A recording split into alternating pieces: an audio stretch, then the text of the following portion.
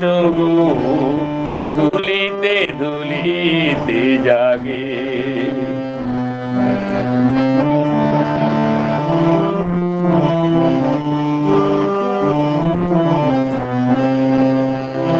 তোমার বাণী ঘুচায় গ্লানি, মহাজীবনের নব সুরয়ানি। তোমার বাণী ঘুচায় গ্লানি, মহাজীবনের নব সুরয়ানি। তোমারই জন্য মোরা যে ধন্য, তোমারই জন্য মোরা যে ধন্য, তোমারই যে সোহাগে। ধুলিতে ধুলিতে জাগে ঠাকুর তোমার পরশ গো, ধুলিতে ধুলিতে জাগে। আকাশে বাতাসে তোমার করুণা, আকাশে বাতাসে তোমার করুণা, প্রেম ভরায় অনুরাগে। ধুলিতে ধুলিতে জাগে ঠাকুর তোমার পরশ গো, ধুলিতে ধুলিতে জাগে ঠাকুর তোমার পরশ গো, ধুলিতে ধুলিতে জাগে, ধুলিতে ধুলিতে জাগে। দাদা জয়গুরু, সবাই জয়গুরু। আমার গৌর সুন্দর দাদা কি মিষ্টি মধুর কণ্ঠে তার অর্ঘ্য নিবেদন করলেন জলপাইগুড়ি থেকে। হ্যাঁ, মন প্রাণ হৃদয় ভরে গেল আমাদের। সত্যি আজকের এক মধুর দিন, আর সেই দিনে যেন এই বেদিমূলে প্রতি প্রত্যেকের কণ্ঠস্বরে যেন মধু বর্ষণ হচ্ছে। ও জয়গুরু, এই চুপ কর।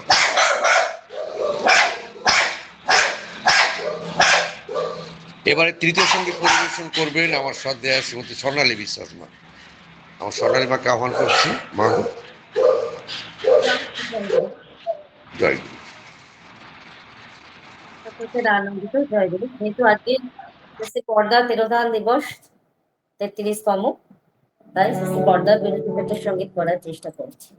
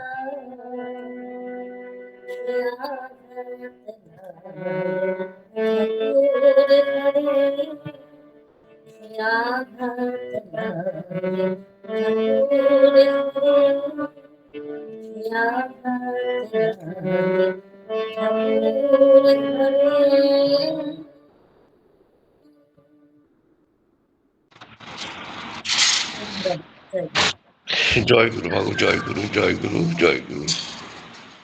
কতখানি প্রেম থাকলে পরে এই কথা বলা যায়। কারুর প্রাণে দিস না ব্যথা, যে ব্যথা লাগবে ঠাকুর ঘরে, সে ব্যথা ঠাকুর ঘরে ঠাকুরেরই লাগে। কতখানি ঠাকুর মুখী হলে পরে, কতখানি ঠাকুরের হয়ে উঠলে পরে এই কথাটা বলা যায় একমাত্র শ্রী বরদাই জানতেন।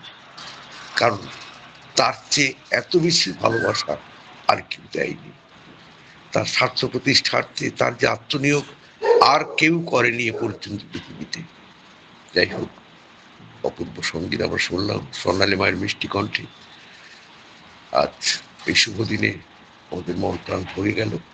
আমি পরম পিতার আশীর্বাদ বলতে প্রার্থনা করি সবসময় সুস্থ থাকুন, সবসময় জেগে থাকুন, জাগিয়ে রাখুন সবাইকে। আর না হলে আমরা এই মধুর পরিবেশ উপভোগ করতে পারবো না। তো এই প্রত্যুষ থেকে জাগিয়ে রেখেছেন রাত পর্যন্ত, রাত 10টা 11টা। জয় গুরু, জয় গুরু। জয় গুরু। পরপর 3টে সঙ্গীত, আমার শশীমা মা, আমার গৌরচন্দ্র দাদা, আমার স্বর্ণালী মায়ের মিষ্টি কণ্ঠের সঙ্গীতের সুরমূর্ছনায় অপূর্ব অপূর্ব এক মধুময় পরিবেশ সৃষ্টি হয়েছে। হ্যাঁ, স্বর্গ থেকে যেন অমৃত ঝরে পড়ছে। যাই হোক, এরপরে আমরা কীর্তন শ্রবণ করব, কীর্তন পরিবেশন করবেন কোচবিহার থেকে উপস্থিত আছেন আমার সত্যেন্দ্রনাথ রায় দাদা, আমি তাকে আহ্বান করছি। সত্যেন্দ্র জয় গুরু দাদা। দাদা, জয় জয় গুরু। জয়। শোনা যাচ্ছে দাদা? খুব সুন্দর শোনা যাচ্ছে, খুব সুন্দর শোনা। পরম প্রেমময় শ্রী শ্রী ঠাকুরের রাঙ্গারা চরণে প্রণাম, গুরু পরিবারের প্রতি প্রত্যেককে চরণে প্রণাম রেখে ছোট্ট একটা কীর্তন গাওয়ার চেষ্টা করছি। ভুল ত্রুটি ক্ষমা সুন্দর দৃষ্টিতে দেখবেন। আমার গলাটা একটু খারাপ, ওই জন্য আমার সহধর্মিনী আগে, আমি পিছে। ভালো থাকবেন সবাই। চড়েছি যে নামের তরি, ভব সাগর দিয়ে পারি, যাব দয়াল তোমার শনে, এবার তোমার দেশে। চড়েছি যে নামের তরি, ভব সাগর দিয়ে পারি, যাব দয়াল তোমার শনে, এবারে তোমার দেশে। চড়েছি যে নামের তরি, ভব সাগর দিয়ে পারি, যাব দয়াল তোমার শনে, এবার তোমার দেশে। চড়েছি যে নামের তরি, ভব সাগর দিয়ে পারি, যাব দয়াল তোমার শনে, এবারে তোমার দেশে। তুমি যখন আছো সাথে, ঝঞ্ঝা এলে কি ভয় তাতে। তুমি যখন আছো সাথে, ঝঞ্ঝা এলে কি ভয় তাতে। তুমি যখন আছো সাথে, ঝঞ্ঝা এলে কি ভয় তাতে। তুমি যখন আছো সাথে, ঝঞ্ঝা এলে কি ভয় তাতে। ডুবো না তো মাঝ দরিয়ায়, রইব সদাই ভেসে। ডুবো না তো মাঝ দরিয়ায়, রইব সদাই ভেসে। তুমি দয়া পৌঁছে দেবে এবার তোমার দেশে। তুমি দয়াল পৌঁছে দেবে এবার তোমার দেশে। চড়েছি যে নামে তরি, ভব সাগর দিয়ে পারি, চড়েছি যে নামে তরি, ভব সাগর দিয়ে পারি, যাব দয়াল তোমার শনে, এবার তোমার দেশে। চড়েছি যে নামের তরি, ভব সাগর দিয়ে পারি, যাব দয়াল তোমার শনে, এবারে তোমার দেশে। চলা পথে সারা জীবন, ঘাটে ঘাটে ফিরে। চলার পথে সারা জীবন, ঘাটে ঘাটে ফিরে। চলা পথে সারা জীবন, ঘাটে ঘাটে ফিরে। চলার পথে সারা জীবন, ঘাটে ঘাটে ফিরে। তুমি দয়া নিয়ে যাবে আলোর তরি তীরে। তুমি দয়াল নিয়ে যাবে আলোক তরি তীরে। তুমি দয়া নিয়ে যাবে আলোক তরি তীরে। তুমি দয়াল নিয়ে যাবে আলোক তরি তীরে। আমি মা বলি বলে চলো এবার তোমার চরণ ধরে। আমি মা ভরি বলে চলব এবার তোমার চরণ ধরে। আমি মা বলি বলে চলো এবার তোমার চরণ ধরে। আমি মা ভরি বলে চলব এবার তোমার চরণ ধরে। তোমার সেবায় মুখর হয়ে করব সব শেষে। তোমার সেবায় মুখর হয়ে তোমায় ভালোবেসে। আনন্দ আজ অবাধ হয়ে ভুলাবে সব শেষে। আনন্দ আজ অবাধ হয়ে ভোলাবে সব শেষে। আনন্দ আজ অবাধ হয়ে ভুলাবে সব শেষে। আনন্দ সব অবাধ হয়ে ভোলাবে সব শেষে। চড়েছি যে নামে তরি, ভব সাগর দিয়ে পারি, যাব দয়াল তোমার শনে, এবার তোমার দেশে। সাধন দিয়ে পারি যাব দয়া তোমার চরণে এবার তোমার দেশে নিত্য তুমি দাও গো দয়াল সবা তুলে ফুল নিত্য তুমি দাও গো দয়াল সবা তুলে ফুল নিত্য তুমি দাও গো দয়াল সবা তুলে ফুল নিত্য তুমি দাও গো দয়াল সবা তুলে ফুল অভয় প্রেমে দূর করে দাও চলার পথে ভুল আমার প্রেমে দূর করে দাও চলার পথে ভুল অভয় প্রেমে দূর করে দাও চলার পথে ভুল আমার প্রেমে দূর করে দাও চলার পথে ভুল গো ঠাকুর অনুকূল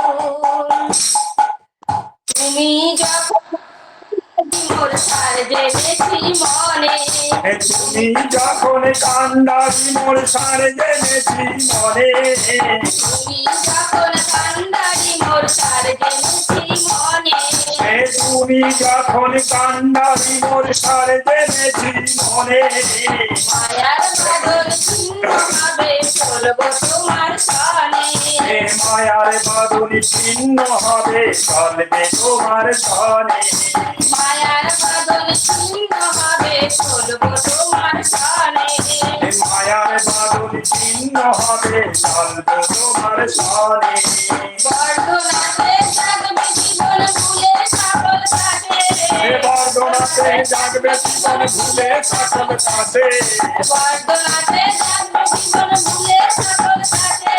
বর্ধনাতে জাগবে জীবন ভুলে সকল কাটে বর্ধনাতে জাগবে জীবন ভুলে সকল কাছে বর্ধনাতে জাগবে জীবন ভুলে সকল কাছে মুক্ত আমার চালায় শান্তি শক্তি ওঠে মুক্ত আবার চলায় শান্তি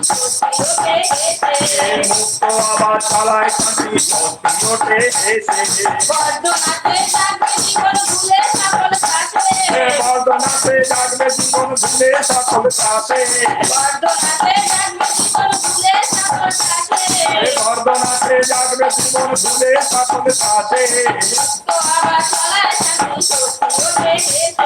মুক্ত আবার চালায় শক্তি ওঠে করবে পরাণ নবীন আশায় তোমায় ভালোবেসে ভরবে পরাণে নবীনী আশায় তোমায় ভালোবেসে করবে পরাণ নবীন আশায় তোমায় ভালোবেসে ভরবে পরাণে নবীন আশায় তোমায় ভালোবেসে চড়েছি যে নামে করি ভবসাগর দিয়ে পারি যাব দয়া তোমার সাথে এবার তোমার দেশে চড়েছি যে নামে দড়ি ভবসাগর দিয়ে পারি যাব দয়া তোমার চরণে এবার তোমার দেশে চড়েছি যে নামের দড়ি ভবসাগর দিয়ে পারি যাব দয়া তোমার চরণে এবার তোমার দেশে চড়েছি যে নামের দড়ি ভবসাগর দিয়ে পারি যাব দয়া তোমার চরণে এবার তোমার দেশে জয় গুরু। জয় গুরু দাদা, জয় গুরু, ভালো থাকুন। বাহ বাহ বাহ, জয় গুরু জয় গুরু জয় গুরু সত্যেন দাদা।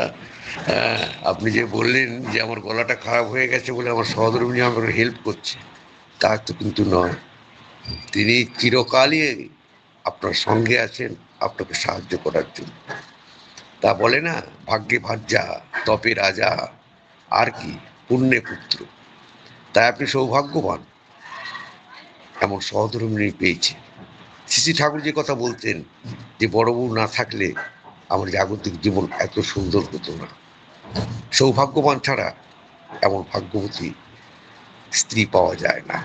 তাই আপনি ভাগ্যবান, সৌভাগ্যবান। আমি পরম দয়ালের সেবাদ পদ্ধতি প্রার্থনা করি দাদা, আপনাদের দাম্পত্য জীবন আরো মিষ্টি মধুর হয়ে উঠুক, পরম দয়ালকে নিয়ে আরো তোর হয়ে উঠুন, এই প্রার্থনা পরম দয়ালের সেবাদ পদ্ধতি করছি। আর মাঝে মাঝে এমনি করে কীর্তন করে আমাদেরকে একটু প্রেরণা দেবেন, এই আবেদনও রাখছি। জয় গুরু দাদা, জয় গুরু, জয় গুরু। জয় গুরু দাদা, ভালো থাকবেন সবাই, জয় গুরু।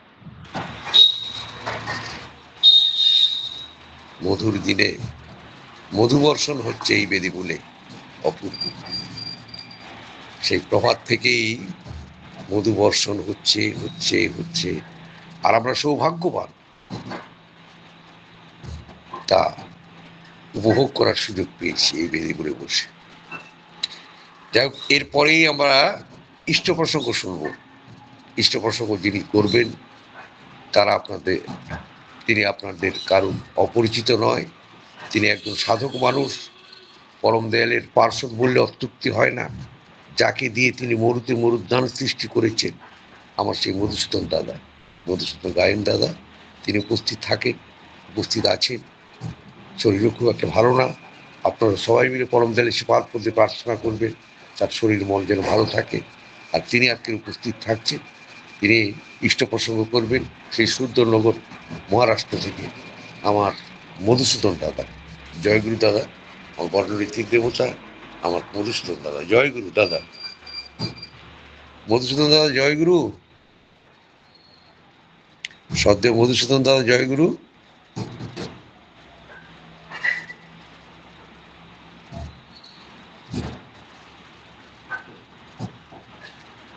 মধুসূদন দা উপস্থিত জয় আছেন গুরু, তো? জয় গুরু, জয় গুরু, জয় গুরু। উরি বাবরি বাবরি, বাহ বাহ বাহ বাহ। দেখুন দেখুন, একদম ভিডিও অন করে একদম প্রস্তুত হয়ে গেছেন আমাদের সবারই একান্ত শ্রদ্ধার ব্যক্তি বর্ণঋত্বিক মধুসূদন দাদা। জয় গুরু দাদা, শুরু করুন। জয় গুরু। কতক্ষণ পর্যন্ত সময় দাদা? আপনি 45 পর্যন্ত বলুন। আচ্ছা, 45 পর্যন্ত থেমে যাবো। না, 40 পর্যন্ত বলুন। আমার আতুল চরণে কোটি কোটি প্রণাম নিবেদন করি। প্রণাম নিবেদন করি পুরুষোত্তম লীলা সঙ্গিনী জগৎ লক্ষ্মী শ্রী শ্রী বড় মা রাঙার আতুল চরণে। প্রণাম নিবেদন করি পুরুষোত্তম আতুল ভক্তাবতার শ্রী শ্রী বরদা রাঙার আতুল চরণে। প্রণাম নিবেদন করি বর্তমান আচার্য দেবের শ্রীচরণে। পূজনীয় গোবিন্দ দাদা সহ ইষ্ট পরিবারের সকল সদস্যের চরণে কোটি কোটি প্রণাম। আজকের এই ধলতিথা উপযোজনা কেন্দ্রের মাধ্যমে নিয়মিতভাবে ইষ্ট প্রসঙ্গ হয়ে চলেছে। দিন দুনিয়ার মালিক তিনি এবার নরতনুতে এসেছেন। এই খবর জগৎকে জানাতে হয় আমাদের। তারই একটা খুবই মানে অন্তরস্পর্শী একটা প্রয়াস চলছে। আমি কোনো একটা জিনিস যদি খুব সুন্দর জিনিস একটা পাই, সেটাকে একাকী আস্বাদন করলে তত সেখানে পরিতৃপ্তি নাই। পাড়া প্রতিবেশী আশেপাশে যারা আছে প্রিয়জন সবাইকে নিয়ে যদি আস্বাদন করি, তখন সেটাই খুবই প্রাণোদ হয় এবং আনন্দে ভরপুর হয়ে ওঠে। তাই আমরা যে অমৃত পেয়েছি, জীব জগতের কুল মালিক তিনি নরতনুতে এবার এসেছেন, পেয়েছি তার ওই চলন, তার চরণ পেয়েছি। তো চরণ মানে হচ্ছে চলন, তার সেই চলনটা পেয়েছি। এই অমৃতের কোনো তো পরিভাষা নাই বলে যে বোঝানো যাবে, বোঝে প্রাণ বোঝে যার। তাই অতন্দ্র প্রহরীর মতো আজকে আপনারা দীর্ঘদিন ধরে এই ধলতিথা কেন্দ্রের মাধ্যমে আপনাদের তার এই প্রসঙ্গ চালিয়ে যাচ্ছেন। এটা একটা কি বলা যাবে, মানে অবর্ণনীয় ভাষায় প্রকাশ করা যায় না। এই সাধক সাধিকা সবারই সমাবেশে প্রত্যেকদিন সকালবেলা সন্ধ্যেবেলায় আপনারা আমি যে দৃশ্য সাধন করে যাচ্ছেন, পরম দয়ার মালিক তিনি আপনাদের সাথে আছেন, থাকবেন এবং ছিলেন। তাই আমরা চলেছি যে নামের তরি ভবসাগর দিতে পারি। এবার এই গানটা যে হলো, এবার যাবো দয়াল তোমার দেশে, তুমি যখন আসো সাথে, ঝঞ্ঝাইলে কি ভয় তাতে। বাহ, কি অদ্ভুত! আবার ডুববে ডুববে না তো, না তো মাছ দরিয়ায় আমার তরি। এই যে লেখক এবং এদের পরিবেশক, এবার সত্যি আমরা একটা আশ্রয় পেয়েছি।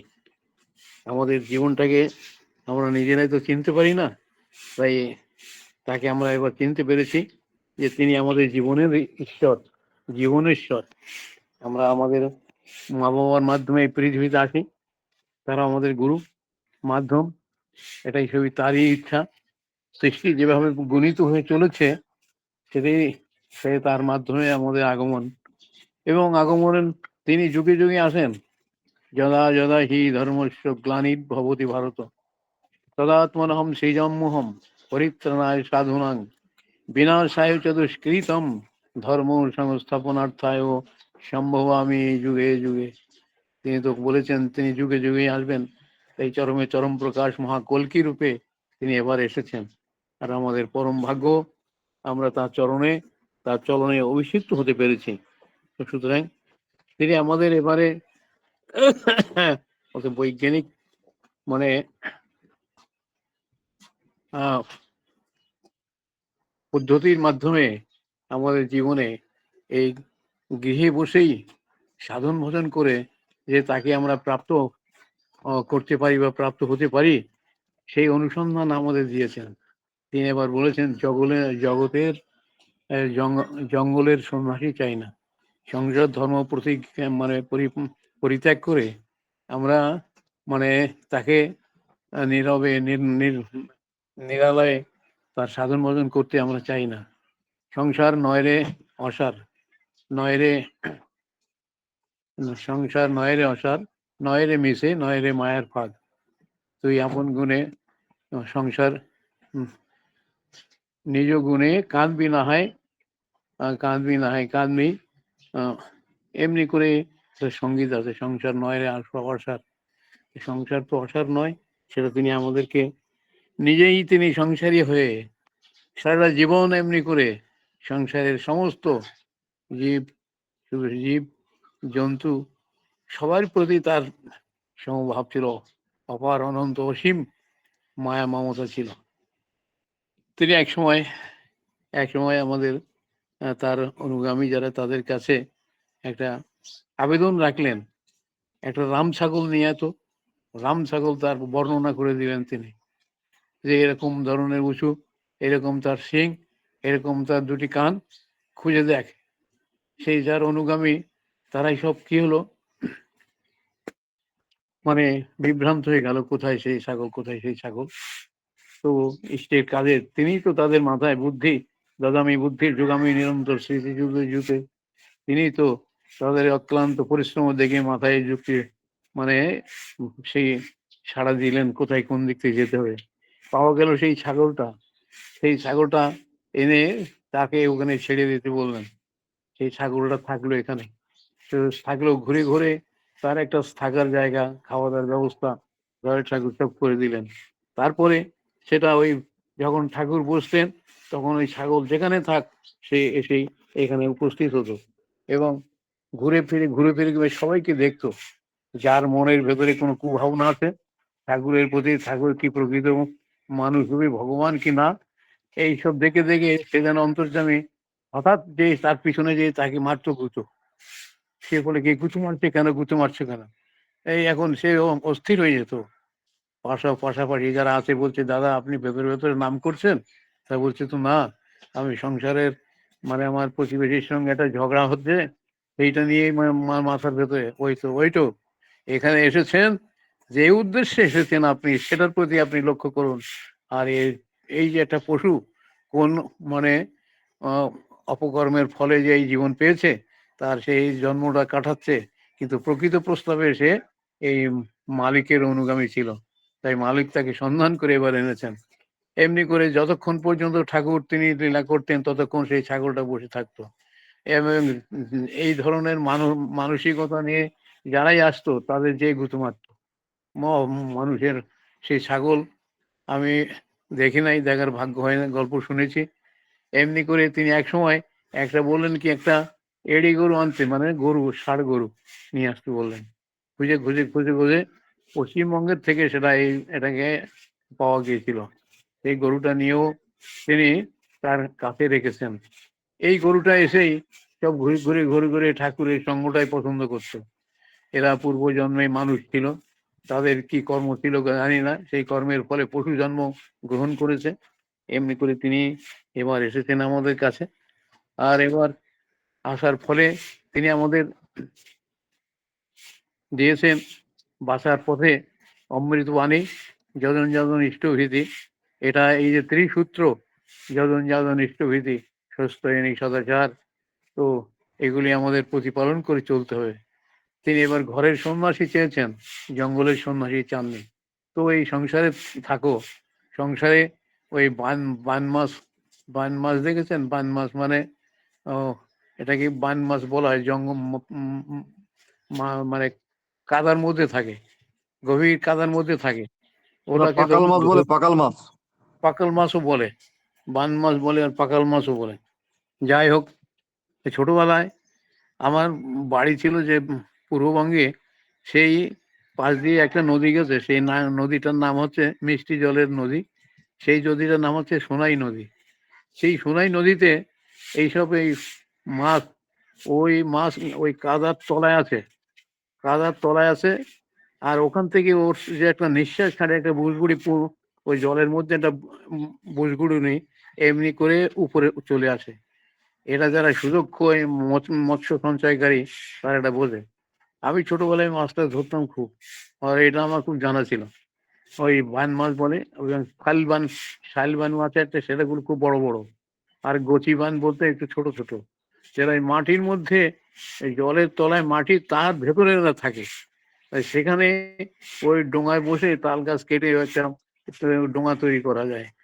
সেই ডোঙায় উঠে সেখানে ধীরে ধীরে ওই মানে ওই বুলকুড়ুনিটা লক্ষ্য করে করে ধীরে ধীরে কোষ নামাতে হবে। মানে বাঁশের তৈরি, তার মানে ওই ওই ঝুড়ি মতো 8-10টা ভাগ করে ধরার জন্যে হাতের দিকে এক জায়গায় একটা মুঠির মধ্যে আসতে পারে এমন করে ধরা। এই ঝুড়ি কোষ নিয়ে আস্তে আস্তে ধীরে ধীরে ধীরে ধীরে ওই মাটিতে নামিয়ে, তারপর জলের মধ্যে যে জোরে মেরে দিয়েছে, আর বেঁধে যাবে, সে ফুটে যাবে, তাকে ধরে তুলে আনা হবে। কি অদ্ভুত ব্যাপার, সেগুলো এখন মনে মনে ভাবি। যাই হোক, তিনি আমাদের এমনি করে বাঁচার পথ দিয়েছেন। এই জীব জন্তু সবকে নিয়েই তিনি তার এবার মানে এক অভূতপূর্ব, মানে অবর্ণনীয় লীলা। তিনি পাখিদের কথাও বুঝতে পারতেন, জন্তুদের কথা বুঝতে পারতেন। সব জীব জগতের মালিক, তারই সৃষ্টি, স্রষ্টা তো তিনি, এটা তো হবেই। যাই হোক, তিনি মানব জগতে এসে এবার কি করলেন, আমাদের বাঁচার জন্য এই ত্রিশরণ মন্ত্র দিয়েছেন। কি যজন যাজন ইষ্টভীতি সস্তয়নী সদাচার, যজন যাজন ইষ্টভীতি সস্তয়নী সদাচার, এই ত্রিশরণ মন্ত্রে আমরা অধিদৃঢ় হয়ে বাঁচার জন্য প্রতিদিন চলছি। তিনি বলছেন ইষ্টভীতি আমাদের দিয়েছেন। ইষ্ট মানে মঙ্গল, ভীতি ভোজ্য দেওয়া, মঙ্গলের মূর্ত প্রতীক তিনি, সর্বমঙ্গলের মঙ্গলময় তিনি, কোথায় কি মঙ্গল সব জানেন। ইষ্টভীতি ধান্দা যার মাথায় মজুদ রইল না, 1,00,000 টাকা করলেও দান ইষ্ট তারে বইল না, মঙ্গল তারে বইল না। তো সেই ইষ্টভীতি, ইষ্ট, এটাকে আমাদের, তাকে যদি তার ধান্দা যদি আমার মাথায় থাকে, ধান্দা বলতে তার প্রতি ধ্যান ধারণা, এটা যদি মাথায় না থাকে, 1,00,000 টাকা করলেও দান ধর্ম তারে বইল না। তো এইটা ইষ্টভীতি আমাদের জীবনযোগ্য, এটাকে করতে হবে। জয় ঠাকুর এক জায়গায় বলেছেন, জীবনও যদি যাই রে তোর ইষ্টভীতি ছাড়িস না, ধর্ম অর্থ কাম মোক্ষের ওই নিশানা ভুলিস না। বাবা, ধর্ম অর্থ কাম মোক্ষের ওই নিশানা, তাহলে কি অদ্ভুত ব্যাপার, গভীরভাবে চিন্তা করার কথা। প্রত্যেকটা মানুষের অন্তর্জগতে অভিভূত মানে অনুভূতি আনার কথা। তাহলে ইষ্টভীতিটা কি? তো সুতরাং আমাদের জীবনের উদ্দেশ্য ঈশ্বর প্রাপ্তি। আর তিনি ছোট ছোট কথার মধ্যে দিয়ে সাধন ভজনকে তিনি বলেছেন, জীবনও যদি যাই রে তোর ইষ্টভীতি ছাড়িস না, ধর্ম অর্থ কাম মোক্ষ, মোক্ষের ওই নিশানা ভুলিস না। তো এটাকে আমাদের জীবনযোগ্য, প্রতিদিন আমাদের জীবন একটা হচ্ছে কি, মানে এই প্রতিদিন দৈনন্দিন যে জীবন, বাধা বিঘ্ন, বিভিন্ন মানুষের সঙ্গে লেনদেন, মারধর করা, ইত্যাদি, মানে একটা রণক্ষেত্র। প্রত্যেকটা দিন আমাদের জীবনের রণক্ষেত্র। এই রণক্ষেত্রে প্রত্যেকটা দিন আমাদের কি করে বিজয়ী হতে হবে, তার কথা থেকে, কথা কইবে গুড়ের মতো মিষ্টি, মানে কথা কইবে গুড়ের মতো, লেপ্টে রবে গায়ে, উচিত কথা রুষ্ট হলে উল্টো পানে ধায়। তাহলে এই ছোট ছোট বাণীর মধ্যে তিনি যে এই বাণী সাহিত্য এবার আমাদের প্রদান করেছেন, এক একটা বাণী নিয়ে এবার রিসার্চ হচ্ছে, বিভিন্ন বৈজ্ঞানিক, বিভিন্ন গবেষক তারা লিখে গেছেন কে কোথায় আছেন এমনি করে। সুতরাং তিনি আমাদের জীবনের যে দাতা, জীবনদাতা, তাহলে জীবনকে আমাদের ধরে রাখার মূলে তিনি সেই জন্য বলেছেন, জীবন যদি যায় রে তোর ইষ্টবিধি ছেড়ে ছাড়িস না, ধর্ম অর্থ কাম মোক্ষের ওই নিশানা ভুলিস না। আবার বলেছেন তিনি, ইষ্টভীতি ইষ্টকে দিস, করিস না দেয় বঞ্চনা, অন্যকে তা দিলেই জানিস আসবে বিপাক গঞ্জনা। অনেক সময় অনেক আমাদের অবলেট থাকে, দীক্ষা টিক্ষা দিয়ে চলে আসলাম, দীর্ঘদিন পর হয়তো গেলাম, তারপরে কি হলো, এক জায়গায় গেছি আমি, তার বাড়িতে যে পথে যেতে যেতে মনে হলো এই বাড়ির এখানে একটা দীক্ষা দিয়ে গেছিলাম, যে ও মা মা করতে করতে ঠেলে উঠলাম, গৃহলোককে এসে যাই ঋত্বিক দাদা এসে বসার একটু রাস্তা দিল, জল এনে দিল পা ধোয়ার। তারপরে কি সকাল টকাল কিছু খেয়েছেন? আমি না কিছু খাইনি। তোমার কর্তা কোথায়? ওই পাশে কোথায় কাজ করছে, মানে ডাক দাও। ডাক দিল, আসলাম, আসলেন তিনি, ডাক দিলাম তাই বলে ঋত্বিক দাদা আসেন, হাত পা ধুয়ে আসলো, বসে কথাটা জিজ্ঞেস করতে করতে, কেমন আছো ভাই, কিভাবে চলছে, ছেলে পুলে কি করছে, মা একা বাড়িতে, বলে এই সব কিছু খবর টবর নিয়ে তারপরে বললাম, ঠাকুর ঠাকুর তোমার কাছে আছে? ঠাকুরকে তো রেখেছো কাছে? হ্যাঁ ঠাকুরকে আছি, ঠাকুরকে ধরে গেছি।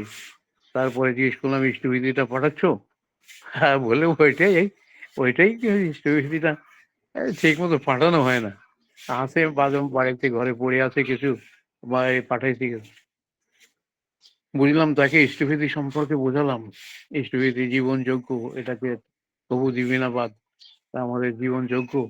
তুমি এই সংসারে এসেছো তার দয়ায়, এই যে আলো জল বাতাস ইথার অক্সিজেন, এইগুলোর কি পয়সা দিলে তুমি কি মানে বাঁচতে পারছে? ওই পয়সার এমনি ভাবে তাকে যাজন করে বোঝালাম, বোঝালে এই লোকটা বুঝলো সত্যি তো জীবন আমাদের, এই জীবনের যিনি উদ্গাতা পুরুষ জীবন দান করেছেন, আর তার সঙ্গে যদি যুক্ত থাকতে হয় তাহলে ইষ্টভীতি আমার করতে হবে। সেই জন্য বলেছেন, ইষ্টভীতি ইষ্টকে দিস, করিস না তাই বঞ্চনা, অন্যকে তা দিলেই জানিস আসবে বিপাক গঞ্জনা। সুতরাং এমনি করে অসংখ্য তিনি বাণী দিয়েছেন, বলতে বলতে অনেক জায়গায় বলছেন, ইষ্টে চেতন ব্যক্তিত্বটি, মন্ত্রে চেতন মন, ইষ্টভীতিতে ইষ্টভীতিতে দীক্ষা চেতন, সেবায় চেতন ধন। ইষ্টভীতি না করলে দীক্ষাটা বেঁচে থাকবে না আমাদের, তাই ইষ্টভীতি আমাদের করতে হবে।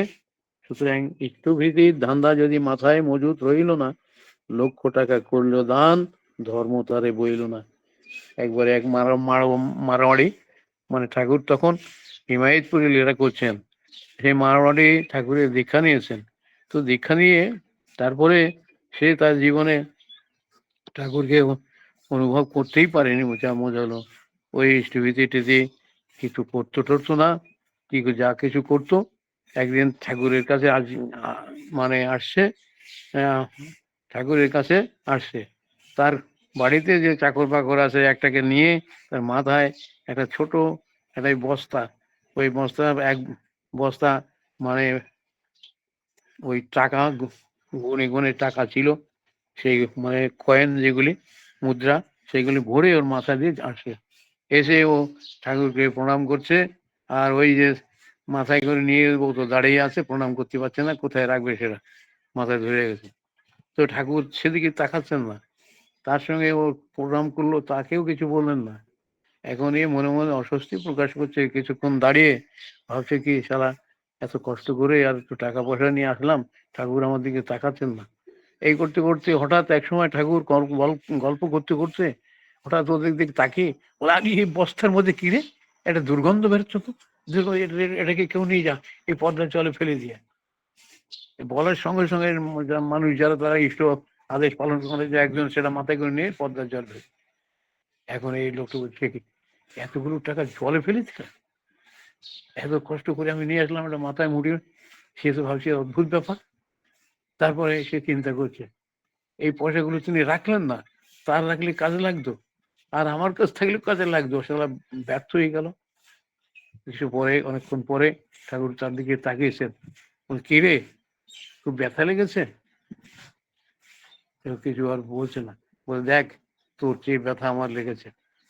তুই যে নিয়ম নীতি পালন করতে হবে সেটা তুই পালন করিস না, তুই আমার অবাধ্য সন্তান, তবু তুই আমার কাছে এসেছিস, আর সেই জন্য যার মানে বলে তুই অহংকারী, সেটাকে আমি পরিত্যাগ করে দিয়েছি। দেখ, মানুষ আপন, টাকা পর যত পারিস মানুষ ধর। ঠাকুর তার নিজ আচরণের মধ্যে দিয়ে এমনি করে মানুষকে প্রতি মুহূর্তে জাগিয়েছেন। তিনি বলেছেন, ইষ্টে ইষ্টে চেতন ব্যক্তিত্বটি, মন্ত্রে চেতন মন, ইষ্টভৃতিতে ইষ্টভৃতিতে দীক্ষা চেতন, সেবায় চেতন ধন। সুতরাং ইষ্টভৃতি আমাদের এইভাবে করতে হবে, মানুষকে সেবা করতে হবে। এই শিক্ষা করে আমরা অনেক সময় আমাদের কাছে পয়সা কড়ি থাকে না, আমরা গরিব মানুষও হতে পারি, তার চরণে এসেছি। সেখানে বলছেন তিনি, ভিক্ষা করেও ইষ্টবিধি করলেন আর্য ছেলে, অযুত তীর্থ পর্যটনের ফল তাহাতে মিলে। অযুত তীর্থ পর্যটনের, আজকে আমাদের এই অঞ্চলে যেখানে আছি, আমাদের বাঙালিরা সবাই সুস্থ আছে, সবার কাছে পয়সা আছে, লাখ টাকার মানে অধিপতি নয় এমন ফ্যামিলি খুঁজে পাওয়া যাবে না। ছোটখাটো যারা, তারা 1 লাখ টাকারই অধিকারী আছে। তারপরে তো লাখ টাকা, এই কোটি টাকা ইত্যাদি অধীশ্বর হয়ে পড়েছে বাঙালিরা। তো সুতরাং এত পয়সার যে আমদানি, সেই আমদানি থাকলে কি হবে যদি ইষ্টভীতি ঠিক মতো না হয়। আর তারই জন্য যেখানে স্থানে স্থানে মন্দির, প্রার্থনা কেন্দ্র ইত্যাদি উপযোজনা কেন্দ্রের এটা হয়েছে। পূজনীয় বা আমাদের বিঙ্কি দাদা, আমাদের এই রিসেন্টলি খবর আসলো আমাদের এই পরিসরে তিনি আসবেন। এই অঞ্চলটা একেবারে বোম্বে থেকে এসে আমাদের এই ছত্তিশগড় অব্দি এই আমাদের বাঙালি এলাকা আছে, সেই বাঙালির থেকে এই এলাকাগুলি সবই ঘুরবেন। তারই একটা মানে পরিকাঠামো তিনি স্বয়ং এই করে আমাদের বলছেন। আমাদের যদি কিছু নাও থাকে, দরিদ্র যদি আমার কষাঘাতে জর্জরিত করতেও থাকে, তখন তিনি আমাদের বলেছেন যে ভিক্ষা করেও ইষ্টবিধি করলে আর্য ছেলে, অযুত তীর্থ পর্যটনের ফল তাহাতে মিলে। ভিক্ষা করেও যদি ইষ্টবিধি করা যায়, সুতরাং আমাদের ইষ্ট করা এমনি করে ইষ্ট ভরণ, পিতৃ পোষণ এ না করে যাই করিস তুই, অধঃপথে তোর সে চলন। সুতরাং ইষ্ট ভরণ, পিতৃ পোষণ, ইষ্ট ভরণটা করতেই হবে, পিতৃ পোষণ করতে হবে। মা বাবাও তো গুরু, তাদের মাধ্যমে পৃথিবীতে এসেছি। অনেক অনেক সংসারে অনেক ঝগড়াঝাটি শুরু হয়, স্বামী স্ত্রীতে ঝগড়া হয়, মা বাবা ঝগড়া হয়, ছেলে ছেলে বাবায় ঝগড়া হয়। এই ঝগড়ার মধ্যে তিনি সেখানে আছেন, তাই বলছেন এই যে একটু ভরণ, পিতৃ পোষণ এনা করে যাই করিস তুই, অধঃপথে তোর সে চলন। সুতরাং আমাদের এই ছোট ছোট বাণীর মাধ্যমে তিনি এবার আমাদের এই বাণী দিয়ে এ করেছেন। যজন যাজন ইষ্টভীতি করলে কাটে মহাভীতি, মহাভীতি মানে আমার জীবন চলে যাবে। সুতরাং আমরা তাকে পেয়েছি। আর এমন একটা কঠিন পরিস্থিতিতে, কঠিন জায়গায় আমরা এখানে বসতি প্রাপ্ত হয়েছিলাম, যে মানুষ যেখানে থাকে না, জঙ্গল কেটে জীবজন্তুর যেখানে আশ্রয়, সেখানে আমাদের এই সরকার এনে ফেলেছিল। এখানে সেখানে ছিল মানে খুবই জলের অভাব, জলের আর এক নাম জীবন। তাই পেয় জল মানে পান করার জল, সেই জলই পাওয়া যেত না, বৃষ্টি তো হতোই না। তো তারপরে কি চরম এখানে গরম আর ঠান্ডা, মানে 3টে ঋতু এখানে, বর্ষা, শীত আর গ্রীষ্ম। এই যে 6টা ঋতু আপনারা উপভোগ করেন, আমরা তার মধ্যে মোটে 3টে পেতাম। প্রতি গরমকালে আমার স্যালাইন না নিলেই বাঁচার উপায় ছিল না। আমার নিজের ঘটনা এটা বলছি। আমি ওই রাস্তায় বেরোলে এত প্রচন্ড গরম, তাই প্রতি মানে গরমকালে আমার প্রায় স্যালাইন নেওয়া লাগতো 2-10টা করে। তো সুতরাং এই পরিস্থিতির মধ্যেও আমরা এখানে তার অপার অনন্ত অসীম করুণা আমরা খোঁজ করেছিলাম ঠাকুর বাড়িতে, এখান থেকে চিঠি দিয়ে। মানে এই যে বিরাট মানে জঙ্গলে আমরা নির্বাসিত হয়েছি, এখানে আমাদের দেখার কেউ নেই ঠাকুর ছাড়া, তাই ঠাকুর বাড়িতে যোগাযোগ। তিনি একজন ঋত্বিক আমাদের এখানে পাঠিয়েছিলেন, সে এই মহারাষ্ট্রিয়ান, আহ, তার নামটা ভুলে গেছে। তিনি ঠাকুর বাড়িতে থাকতেন, কিন্তু সুন্দর বাংলা বলতেন। সেই বাঙালি তাকে তিনি এখানে আসলেন, পরিবেশ পরিস্থিতি সব বুঝিয়ে গেলেন, সব ভালোভাবে অনেক দীক্ষা টিক্ষা হয়ে তার জীবনে প্রথম 100 মানে 15টা 20টা দীক্ষা হলো, খুব আনন্দ হলো তার। সবাই খুব আনন্দিত হয়ে। তো এই পরিস্থিতির মধ্যে আমরা এখানে বেঁচে আছি। এই পরিস্থিতির মধ্যে বাঁচার ফলে হ্যাঁ ওয়াইজি ওয়াইজি প্রধান ওয়াইজি প্রধান দাদা বলে এক দাদা, ওয়াইজি প্রধান, তিনি অনেকদিন মানে ওই ঠাকুরের সান্নিধ্যে ছিলেন এবং ওখানে কাটিয়েছেন। পরবর্তী সময় তার একটি মেয়ে ছিল, তিনি নিয়ে উনি দেহত্যাগ করলে তার ওই মাটি এই মহারাষ্ট্রে আবার চলে আসে। যাই হোক, এই পরিস্থিতির মধ্যে আমাদের এখানে শ্রী শ্রী দাদা মানে বারবার 2বার আসছেন। একবার আমরা এখান থেকে যেয়ে তার কাছে নিবেদন করেছিলাম, আমরা জঙ্গলে থাকি, এই তো পরিবারে কেউ যদি আসেন, তিনি পূজনীয় শিবাই দাদাকে পাঠিয়েছিলেন। তো তিনি শিবাই দাদা আসলে তিনি এখানে এসে খুব সন্তুষ্ট হলেন এবং আমরা তখন একটা কেন্দ্র করে সেখানে প্রার্থনা করতাম, ওই সকাল সন্ধ্যে প্রার্থনা করতাম। তিনি সেখানে যে বসে খুব প্রীত হলেন। পরবর্তী সময় এখান থেকে তিনি সমস্ত পরিভ্রমণ করেছেন, ঘুরে যখন ঠাকুর বাড়িতে গেছেন তখন তার কাছে তার পিতা জিজ্ঞাসা করেছিলেন, এই এত ভ্রমণ করলেন, কোথায় কোনটায় ভালো লাগলো? কোনো চিন্তা না করে বললেন একটা নিবিড় জঙ্গলের মধ্যে গ্রামটার নাম হচ্ছে সুন্দরনগর। সেই গ্রামটায় সেখানে যারা আছে তারা ইষ্টকে অনুভব করে তার মানে সহায়তার জন্য তার সাহায্যের উপর নির্ভর করে বেঁচে আছে। তাদের ওখানে জলের অভাব, তাদের ওখানে এমনি করে করে বিভিন্ন প্রাকৃতিক যে দান সেগুলির অভাব, আর 3টি ঋতু সেখানে এই বললেন। তারপরে বললেন কি পরবর্তী বছর বলতে তুই মানে আমাদের দাদাকে বললেন যে আবার যা। তিনি আবার আসলেন, আমাদের সেই দাদা আবার এসে ঘুরে ফিরে যে বাবাকে বললেন যে সমস্ত ভ্রমণের মধ্যে এই সুন্দরনগর ভালো রেখেছেন। যাই হোক, তার মেজ ছেলের মুখে এই কথা শুনে তিনি ইচ্ছা প্রকাশ করলেন। তিনি এখানে বারবার 2বার আসলেন। তারপরেও আরেকবার বলেছিলেন কি আমার ওখানে আসতে ইচ্ছা হয়, আর একবার আমাকে আসতেই হবে। পরবর্তী সময় এখানে যে বিভিন্ন অসুবিধে, এগুলি আপনাদের কাছে আমি তুলে ধরেছি। আজকে একটা অসুবিধার কথা, সেটা হচ্ছে কি আপনাদের কাছে লাস্টের এই অসুবিধার কথাটা বিস্তারিত ভাবে বলি। সেটা হলো কি, এখানে অসামাজিক কিছু লোক থাকবে এই জঙ্গলে।